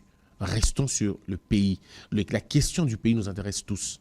Nous avons dit aux journalistes, je répète encore, chers journalistes, faites votre travail convenablement. Personne, et surtout pas le CESAC, ne vous interdira de faire votre travail. Au contraire, nous vous encourageons à travailler. Il y a des bons journalistes, cher Charles-Quint. Vous êtes parmi les bons journalistes. J'en connais plein qui font un travail remarquable. Ils ne sont pas pro-pouvoir, mais ils savent qu'il y a une ligne à ne pas franchir. Et c'est ça qu'on doit garder. On peut ne pas être d'accord avec le pouvoir. On peut ne pas être d'accord avec les régimes en place. Mais il y a des limites qu'on ne franchit pas. Tous les médias américains ne sont pas pro-Biden, mais sur des questions d'État, ils restent des marbres, ils ne bougent pas. Mais pourquoi nous, on essaie de comprendre les choses? Et c'est ça qui dérange dans la plupart des cas, où vous avez certaines autorités ou certaines personnalités publiques qui, à la limite, essayent de justifier la prise des armes.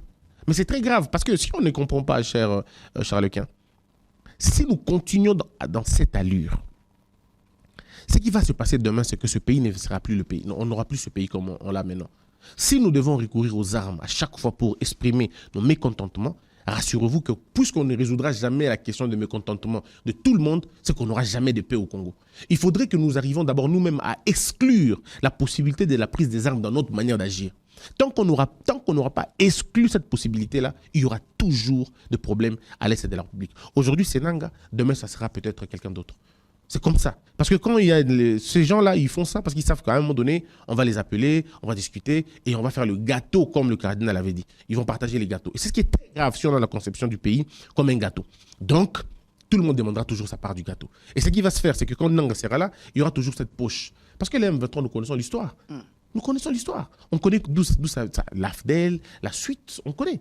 Et il n'y aura pas qu'un M23, il y aura peut-être un M26, il y aura peut-être un J24, un 24 juillet, où on aura un 12 décembre, où on aura un 11 septembre. Et ce sera toujours comme ça. Alors, il faut mettre terme à ces choses-là.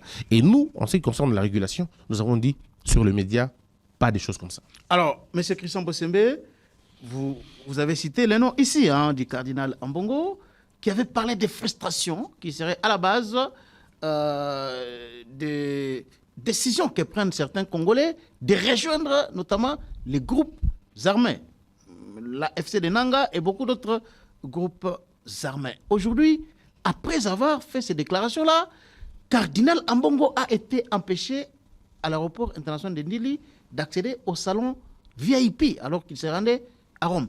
Est-ce que tout ça, ce ne sont pas des frustrations qui peuvent aussi pousser certaines personnes à prendre les armes? Non, franchement, franchement, cher Charles-Quint. Donc, je comprends bien. Si je dois voyager et que j'arrive à l'aéroport et que le vol est annulé, donc je suis frustré, je prends les armes. Si j'arrive à l'aéroport et qu'on me refuse d'entrer dans une salle, je suis frustré, je prends les armes. Mais finalement, ça va être quoi? Donc, si je suis en train de marcher, je dois venir à Amen TV faire une émission et qu'il y a un embouteillage d'1 heure, je suis très fâché parce qu'il y a les embouteillages, je prends mon avion, je prends les armes. Mais c'est quoi cette affaire? Comment nous arrivons à comprendre ces choses comme ça? Cher Charles-Quint, aucune raison ne peut justifier la prise des armes. On va dire... Vous pensez que ce que le cardinal Ambongo avait dit là était grave et qu'il ne pouvait pas dire ça mais et demander au régime de Kinshasa de ne plus continuer à poser des gestes qui frustrent les Congolais et qui les poussent à rejoindre les groupes armés? Non, mais c'est extrêmement grave. Mais il n'y a pas plus grave que ces propos-là. Ah bon? Je vous donne un exemple. Donc, vous êtes en train de me dire que le pape, puisqu'il y a une injustice en Italie sur l'immigration, donc le pape peut dire, le gouvernement italien, arrêtez de faire ça parce que vous allez pousser les immigrés à prendre les armes et à tuer les Italiens en Italie. Est-ce qu'on est sérieux? Connaissez-vous le nombre de crimes qu'il y a au Brésil? Les inégalités qu'il y a au Brésil? Avez-vous déjà entendu un seul prêtre brésilien soutenir les favelas, soutenir les banditismes, pour dire non, ils font les banditismes parce qu'il y a inégalité? Non. Est-ce que vous avez déjà entendu un prêtre américain justifier le terrorisme sur le sol américain par la frustration? Parce qu'il y en a qui ne sont pas acceptés en Amérique. Mais on est où, cher frère? Où sommes-nous pour condamner le mal? Où sommes-nous pour condamner suffisamment le mal, d'où qu'il vienne? Le problème, c'est que le mal n'a pas de sexe, le mal n'a pas de religion. Le mal, quand il est commis, il faut le faire. Pourquoi le cardinal est si sévère sur la mégestion, sur la corruption? Mais pourquoi il est tolérant face à la rébellion? C'est ça la plus grande question. Il est tolérant. Mais quand on justifie ça? Pourquoi le cardinal ne dit-il pas, bon, les gens volent parce qu'ils ont faim, les gens volent la République parce qu'ils ont faim, ils détournent parce que, vous voyez, ils n'ont pas leurs femmes n'ont pas à manger, leurs enfants doivent aller dans de bonnes écoles, voilà pourquoi ils corrompent. Pourquoi il ne justifie pas ça comme ça? Pourquoi on va justifier la prise des armes par une certaine frustration? Aucune frustration, noble soit-elle, ne peut conduire à la prise des armes, puisque prendre les armes contre son pays, c'est imprescriptible. C'est une infraction imprescriptible. Jusqu'à la fin de la vie, vous serez toujours poursuivi. Parce que vous avez une fois pris les armes contre votre pays. Le mode d'opération du Congo, c'est lequel? Ce que nous avons décidé, dans le nous qui se trouve dans la Constitution, le préambule de la Constitution, nous avons dit, même quand on a des problèmes, nous allons les régler en interne. Lorsque un régime ne se comporte pas bien, nous avons des mécanismes que nous mettons en place pour faire partie de ces gouvernements-là. Nous pouvons le faire, mais nous n'allons pas prendre les armes. La prise des armes, on a exclu ça dans notre imaginaire constitutionnel. Mais pourquoi aujourd'hui on va le faire? Et qui le justifie? C'est le cardinal. C'est des propos assez graves, mais extrêmement graves, que le cardinal ne peut pas. Moi, pour tout le respect, avec tout le respect que j'ai pour le cardinal, j'aurais bien voulu que le cardinal réexplique le contexte de ses propos. Parce que je suis convaincu, peut-être qu'il ne l'a pas dit méchamment. Peut-être qu'il a dit simplement comme ça, mais il n'a pas vraiment mesuré les propos. Mais le cardinal peut revenir pour dire non, je condamne fermement la prise des armes. Mais aussi, en même temps, je demande au gouvernement de prendre des mesures. Mais en même temps, on ne peut pas sur une même balance critiquer la rébellion et critiquer la gouvernance. C'est un peu comme si on mettait ça sur un même pied d'égalité. Non. Donc, voilà un peu. Bon. Alors, il a été empêché quand même d'accéder au salon. Qui l'a empêché? À l'aéroport international de Ndili. Il y a même un communiqué là de l'Archdiocèse de Kinshasa, oui, la chancellerie. Mais qui l'a empêché? Qui l'a empêché? C'est ça qu'il faut voir. Ceux qui l'ont empêché doivent répondre de leurs actes s'ils sont sortis de leur droit, de leur pouvoir. S'ils l'ont fait méchamment, je crois qu'il faut qu'il y ait des actions disciplinaires contre eux. Mais il ne faudrait pas réverser ça sur l'État. Sur les régimes, oui. Ou sur les régimes, ou sur Tshisekedi, parce que j'ai entendu ça aussi. Tshisekedi n'est pas le directeur de la RVA. Tshisekedi n'est pas le DG de la DGM. Tshisekedi n'est pas le portier de l'aéroport. Mais il est quand même président de la République. Vous pensez vraiment qu'il doit suivre tous les mouvements des gens qui passent sur les réseaux, disons, à l'aéroport? Non. Je crois qu'à un moment donné, il faut qu'on fasse la part des choses. Il faut que l'on place certains actes dans les caprices des individus, de certains acteurs, et n'est pas essayer d'aller plus loin que ça. Donc voilà. Donc j'estime que ceux qui l'ont fait, s'il y a des preuves, parce qu'il ne faut pas qu'on reste seulement dans les déclarations, s'il y a des preuves, il faut qu'on punisse ça sévèrement.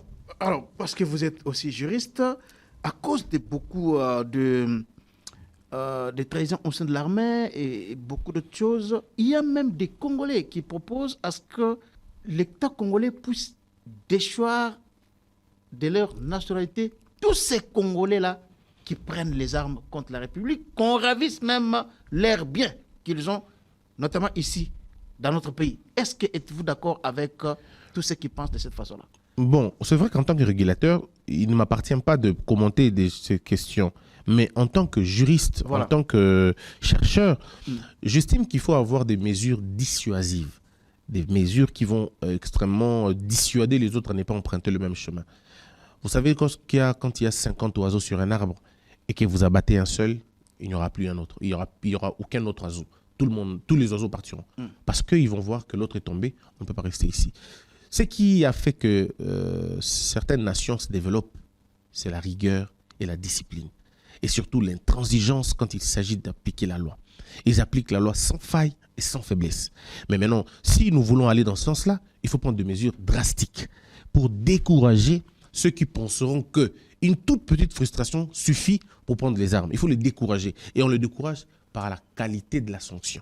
Et si ces sanctions-là sont acceptées collectivement, on le fait. Mais il ne faut pas que ce soit des sanctions circonstancielles ou des sanctions à la tête du client ou à la tête du plaignant ou à la tête de la victime. Il faudrait que ce soit des sanctions impersonnelles. Une fois que qu'on le prend, on le prend pour tout le monde. Mais moi, je crois que, cher Lequin, quand vous avez pris les armes contre votre pays, je peux vous assurer que c'est fini. Il n'y a plus de chemin de retour.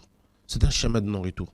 Alors, quand on doit vous sanctionner, on doit vous sanctionner sévèrement pour empêcher qu'il y ait des autres personnes. Si on avait été sévère avec Laurent... Même infliger la peine de mort? Je reviendrai. Si on avait été sévère avec Laurent Nkunda, Nanga n'allait pas faire cette blague-là. Si Nanga a fait cette blague, parce qu'on a été très large avec Laurent Nkunda. Parce qu'on a été très large avec les autres là qui ont suivi la Gilles ligne. Moutebouchi, Oui, on a été très large. Mais si nous sanctionnons sévèrement, il n'y aura plus de Nanga, ça va s'arrêter là. Je pense qu'il faudrait prendre des mesures comme ça. Mais en même temps, ces messieurs, les autres, ceux qui sont dans cette terreur-là, ils peuvent s'arrêter. Ils peuvent, là, maintenant, s'arrêter. Et dire non, nous arrêtons, trouver une autre solution. Parce que la prise des armes, ça, c'est fini, quoi. Une fois que vous prenez ça, c'est fini. Vous avez tué déjà un Congolais, c'est fini. Donc, on ne peut pas justifier cela. Maintenant, la peine de mort. Bon, moi, personnellement, déjà, je suis...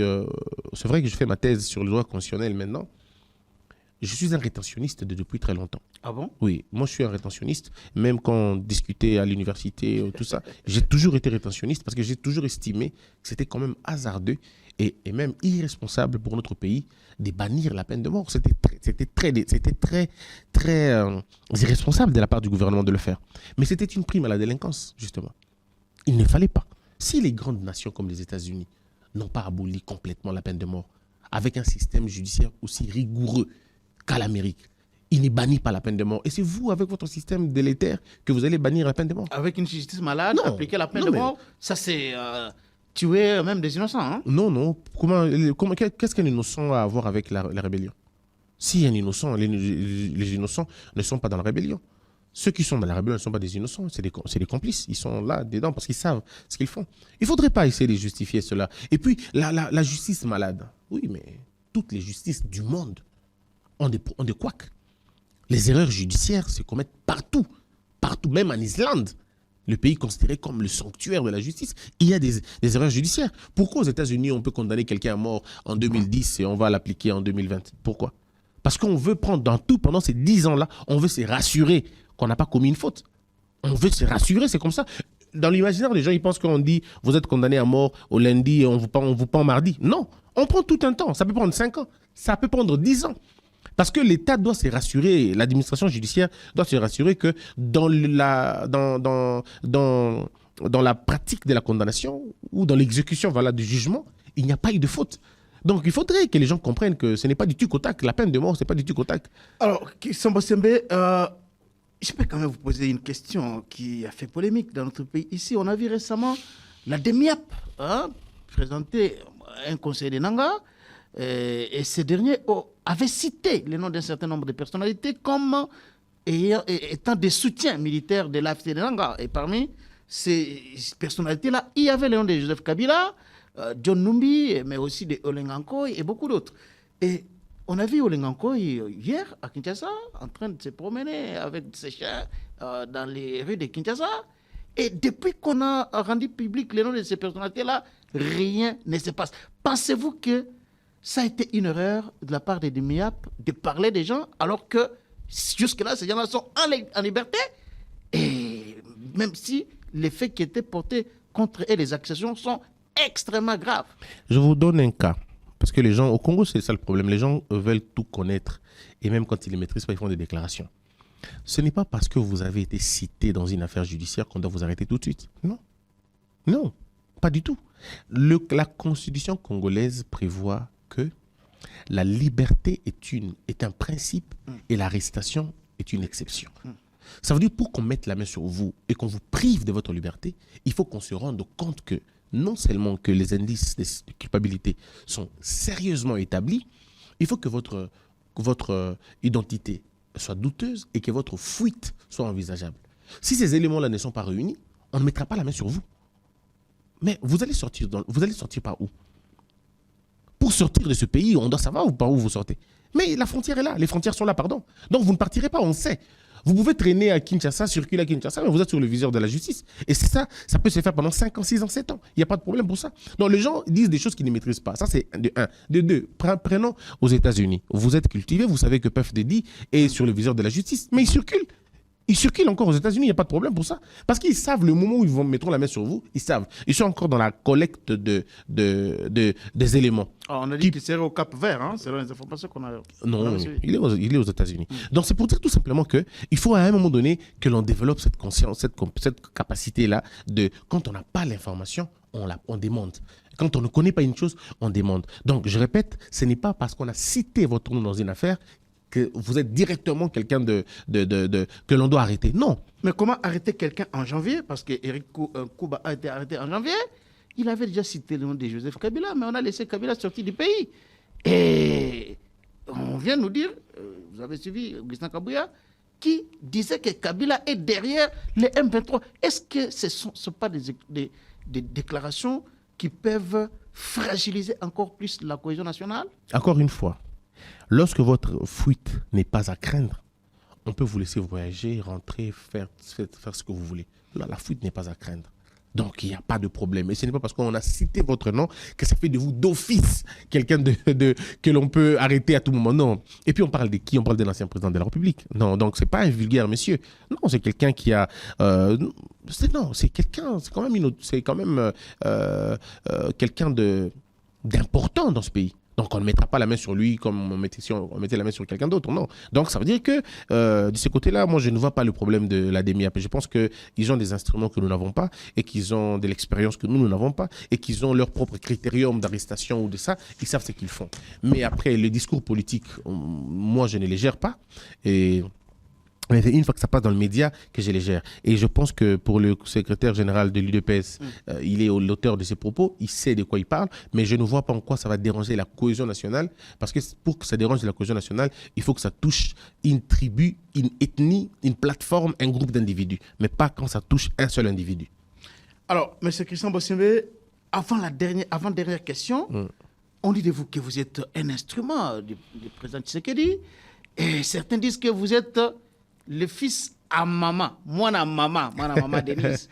Comment, lorsque vous entendez les gens vous accuser comme ça, vous servez le régime, vous servez Tshisekedi au lieu de servir la République? Vous réagissez comment lorsque vous entendez tout ça?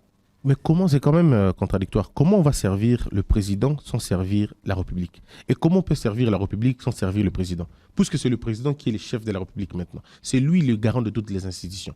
Moi, je suis le chef d'une institution. Comment vous voulez me séparer de lui? Donc, vous comprenez que c'est quand même assez contradictoire. Les gens, à un moment donné, quand ils disent des choses, moi, je ne comprends pas. Quand ils disent que je suis un instrument, oui, instrument de qui et pourquoi? Si je suis un instrument de Tshisekedi. Hein. Oui, mais c'est Tshisekedi là dont vous parlez. Je vous ai dit, c'est lui le chef de l'État. Moi, je suis chef d'institution, je suis chef de corps. Le chef de l'État est le chef de toutes les institutions, y compris l'institution que moi je gère. Donc, vous comprenez que c'est totalement contradictoire. C'est un peu comme si quelqu'un disait, ce capitaine-là, lui, il sert les intérêts du général. Oh, mais attendez. Mais il est capitaine sous les ordres du général, c'est tout à fait normal qu'il obéisse. Donc là, n'est pas le problème. Alors, il est fils à de maman Denise, mais la première dame est la maman de tous les Congolais. Et entre nous soit dit, qui est ces... Je l'ai dit l'autre fois, ça fait rire à une personne, mais je vais vous le dire. Qui est ces Congolais qui refuseraient d'être fils de la première dame? Qui est cet Américain qui ne voudra pas être très proche de la première dame américaine? Les choses, on dit souvent, le pouvoir est éphémère quand il est entre les mains de quelqu'un d'autre. Mais quand il est entre vos mains, c'est là que vous comprenez que le pouvoir n'est pas si éphémère que ça. On dit vanité des vanités quand c'est vous qui n'avez pas ça. Et une fois que vous avez ça, vous comprenez que ce n'est pas des vanités de vanité. Donc il ne faudrait pas que les gens disent des choses justement par jalousie. Parce que si on inversait les choses et que c'était eux, ils allaient développer des théories pour se défendre. Moi, je ne développe pas aucune théorie pour me défendre. Tout ce que je sais, je sers la République, je sers les intérêts du pays et j'essaie de mettre l'ordre dans ce que je suis en train de faire. Aujourd'hui, mon travail ne porte pas encore de fruits parce que nous ne s'aimons pas la même chose. La grossesse d'un éléphant et la grossesse d'un cochon, ce n'est pas la même chose. Le cochon va mettre au monde, va mettre bas rapidement. Mais moi, c'est une gestation d'un éléphant. Pour qu'on voit ça, ça prendra du temps. Mais une fois que vous aurez le bébé, ben vous comprendrez que ça valait la peine de prendre tout ce temps. Merci beaucoup, M. Christian Bossembe. Je ne peux pas terminer cette émission sans pour autant vous poser cette question, parce que déjà, beaucoup de juristes en parlent. Il y avait ceux qui avaient proposé pendant la campagne électorale des réformes. On voit les retards dans la formation du gouvernement, ces processus chronophages qui causent beaucoup de mal à la République. Et certains pensent que cela est dû à la constitution que nous avons aujourd'hui, qui ne permet pas qu'il y ait célérité dans la mise en place des institutions comme c'est le cas aujourd'hui. Êtes-vous pour que la constitution soit révisée ou changée carrément afin que cela puisse profiter à la République? Je pense qu'il faut changer radicalement la constitution et pas seulement, il faut passer à une nouvelle République. Je crois qu'il est temps de passer à la 4e République parce que d'ailleurs je suis parmi les précurseurs de ce courant de la 4e République, même quand j'étais journaliste et j'en parlais, et je crois qu'avec le temps je vais faire des conférences sur la question et sensibiliser sur la possibilité de changer la constitution et avoir non seulement des nouvelles institutions, mais avoir un nouveau système politique et avoir un nouveau régime politique. J'estime que le semi-présidentiel nous a causé beaucoup plus de tort puisque c'est allé avant la culture politique. Il faut qu'il y ait une culture politique qui est assise sur une âme politique pour engendrer un système politique. Mais malheureusement, nous sommes allés dans un système sans culture et sans âme. C'est pourquoi j'estime il est important aujourd'hui de repenser notre État, d'avoir un système présidentiel un système présidentiel déconcentré, un pouvoir judiciaire extrêmement très efficace et véritablement indépendant et un parlement monocaméral, et pas seulement monocaméral, mais un parlement monocaméral et réconfiguré. C'est-à-dire avoir pas 500 députés, mais on peut en avoir le nombre de toutes nos provinces. On le fait par 2 ou par 3. Ça veut dire qu'on peut aller à une histoire de 136 ou 140 députés. Et le même député vont jouer un second rôle des rélectures de lois, et on aura une toute petite chambre qui fera finalement l'étude de lois quand ils seront en conflit, ainsi de suite. Donc j'estime, parce que c'est vrai que on n'a pas préparé ça, mais quand on aura le temps, si vous voulez, je vous apporterai ma réflexion, parce que comme je vous ai dit, ma thèse porte sur les nouvelles constitutions, sur les nouveaux États, pour finalement prévenir les bonnes gouvernances. Donc, nous travaillons sur cette question-là. Il ne faut pas faire des réformes cosmétiques. Il faut des refontes globales. Et notre constitution, on n'a rien contre notre constitution, mais nous estimons que la constitution, elle était congénitalement problématique et elle ne pouvait que créer des problèmes que nous avons aujourd'hui. D'un côté, ça ne disculpe pas le problème des hommes. Nous avons un sérieux problème d'hommes. Le problème du Congo, c'est que nous n'avons pas de culture politique. Et on ne peut pas avoir une culture si on n'a pas une pensée politique. Donc il faut rediscuter la pensée congolaise qui va engendrer une âme congolaise qui à son tour mettra en place une culture politique qui va sous-entendre notre système politique qu'on aura, dans un système présidentiel. Donc j'estime que ça, c'est toujours possible. Et à peu près, peut-être, pourquoi pas, dans 60 ans, 70 ans, parce que je pense, si nous évoluons bien, nous passons au fédéralisme. Il est important de le faire. Mais il faudrait qu'on suive un cursus. Il faudrait qu'on suive un cheminement. Et je crois que c'est important. Mais malheureusement, quand on en parle maintenant, les gens pensent que ça sera au profit de telle personne. Du président Tshisekedi pour un troisième mandat. Pourtant, ce n'est pas ça le problème. Le problème, c'est est-ce que nous voulons avoir des institutions fortes? Si on veut avoir des institutions fortes, il est temps de les refaire. Il est temps de les recréer. Et tout en mettant un accent sur l'homme aussi, ça c'est vrai.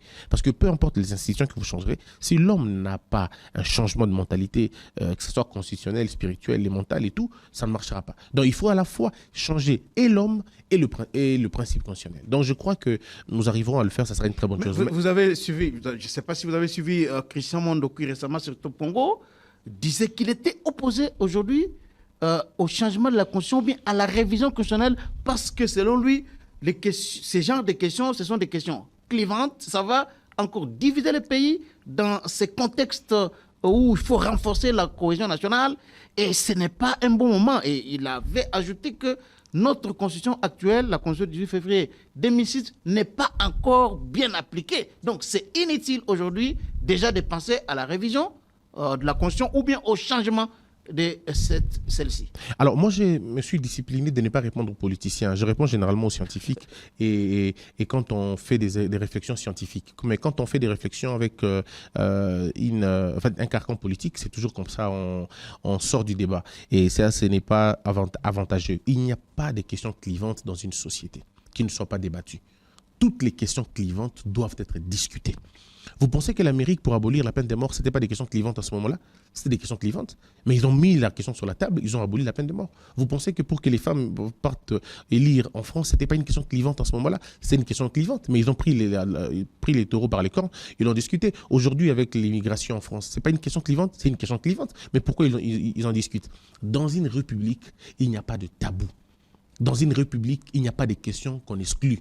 Dans une république, on débat sur tout quand il faut débattre. Il n'y a pas de choses à dire, ce n'est pas le moment. Il n'y a jamais eu de moment de discuter, il n'y a jamais eu de moment il y a des moments propices dans un contexte de guerre comme celui-ci? Le contexte de guerre, mais le contexte de guerre, qu'est-ce que le contexte de guerre a à voir avec la Constitution? Le contexte de guerre n'a rien à voir avec la Constitution. Sinon, si le contexte de guerre a à voir avec la Constitution, donc le contexte de guerre aurait un problème avec les élections. Donc, on ne va pas aller au vote. Si les questions de... Non, donc ça veut dire qu'il ne faut pas trouver des faux fuyants. Dans une république, évitons les raccourcis. Toutes les questions doivent être débattues. Mais il y a, c'est vrai, la dose du bon sens. Nous sommes en 2024. À mon avis, 2024, 2025 sont les dates favorables pour un changement de la Constitution ou pour une révision. Ce sont les dates favorables. Et une fois que vous passez ces temps-là, que nous arrivons en 2026, 27, nous nous approchons aux prochaines élections, toutes les suspicions renaissent et c'est compliqué. Donc ça c'est le bon sens, ça n'a rien à voir avec autre chose. Mais le début du mandat n'a jamais posé un problème. Parce que généralement ceux qui veulent se maintenir au pouvoir ramènent le débat des changements de constitution à la fin du mandat. Mais si nous voulons faire le bien, commençons au début du mandat. Et une fois que nous commençons au début du mandat, vous allez vous rendre compte que c'est même ça l'idée. Et vous serez même d'accord si cela donnait avantage au président Tshisekedi de briguer un troisième mandat? Non, le problème, moi, je ne le vois pas dans le troisième mandat. Je ne vois non, pas... mais c'est ça la vraie question aussi. Hein, mais qui vous dit que ça sera toujours lui? On peut faire en réorganisant les choses. Dans un autre régime constitutionnel, en ce moment-là, il va saisir l'occasion pour briguer un troisième mandat. Non, mais comment il va faire un troisième mandat s'il n'a pas fini le deuxième mandat? Parce qu'il est encore au deuxième mandat. Comment faire un troisième mandat? La question, elle est toute là. Donc, on ne peut pas. Le problème, c'est qu'il faut arrêter de voir les hommes. Parce que c'est ça qui nous a empêché de réviser la Constitution à l'époque de Kabila. Parce qu'on voyait l'homme Kabila. Et ça nous a coûté tout ce qui nous coûte maintenant. Et aujourd'hui, c'est du PPRD, effectivement.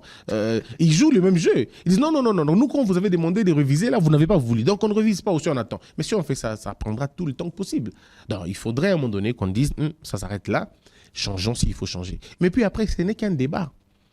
Mais on saura la vie de tout le monde quand? Mais si on nous réunit tous ensemble, pourquoi vous avez peur de mettre tout le monde autour d'une table et discuter? C'est ça la grande question. Changeons la Constitution, amenons ce débat dans un forum national, discutons. Vous savez, c'est Gustave Le Bon qui l'a dit dans son livre Hier et Demain. Il dit, les divergences intellectuelles se supportent et la raison la plus forte l'emporte. Mais les divergences émotionnelles ne se supportent pas, ça se solde par la brutalité, par la bagarre. Alors, comme des hommes intelligents, comme le disait Martin Luther King, apprenons à vivre ensemble comme des gens intelligents. Discutons, débattons. C'est même la vie de tous les jours. Winston Churchill pense que le débat, c'est même l'essence de la politique, de la vie d'une nation. Débattons. Si vous estimez qu'il faut changer la Constitution, apportez des arguments. Nous allons apporter nos arguments. Si vous estimez qu'il faut la garder, parce que la Constitution, elle est encore là, elle est bonne et tout ça, il faut la garder.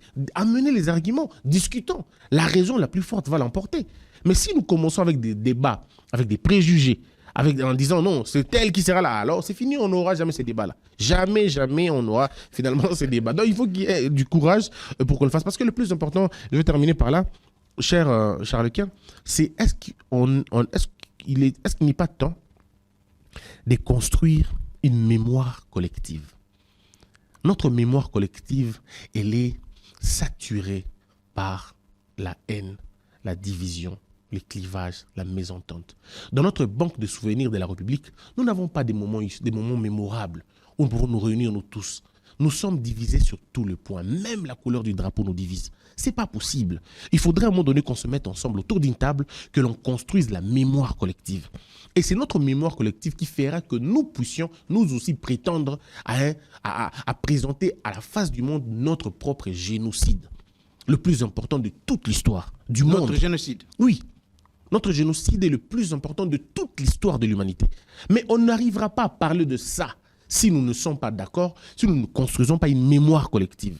Nos ancêtres, ceux qui sont partis avant nous, nos aïeux, veulent nous voir unis afin que nous puissions dire un mot et nous puissions entonner une seule chanson. Martin Luther King disait dans son discours de « J'ai fait un rêve », il parlait des montagnes de Virginie, il parlait de l'avenir. Aujourd'hui, il est fier parce que Obama est quand même venu après lui. Voyez-vous? Mais maintenant, nous voulons aussi voir ça. Lumumba l'avait dit. Il faudrait que l'histoire de ce pays soit écrite par nous. Mais nous allons écrire ça comment? Nous n'allons pas écrire ça à Bunagana là-bas. On ne va pas écrire ça dans les salons belges ou dans les salons de Kigali ou de Kampala. Le stylo avec lequel nous allons écrire notre histoire, l'encre sera le sang des Congolais, les larmes des Congolais et la sueur des Congolais. Nous n'avons pas besoin de l'encre venue de Kigali ou l'encre venue de Burundi. Non, nous avons besoin de puiser nos forces, notre énergie ici. Comme on dit, même si on ne s'entend pas, même si on ne se connaît pas, même si nous ne nous aimons pas, mais pour la question de l'État, mettons-nous ensemble, discutons. Tenons-nous la main dans la main, allons-y dans la même direction. C'est tout ce qu'on demande. Monsieur Christian Bossembe, président de CESAC, merci beaucoup. Merci, cher Charles. C'est un très grand plaisir pour nous de vous recevoir dans cette émission. La porte de cette émission est vraiment ouverte. Je reviendrai de temps en temps. Vraiment, merci beaucoup. Restez branchés sur votre chaîne. Abonnez-vous massivement aussi sur GCL Congo Télévision et partagez au max cette émission dans vos groupes WhatsApp partout à travers le monde où vous vous trouvez. Merci, restez branchés. Nous allons nous retrouver très prochainement.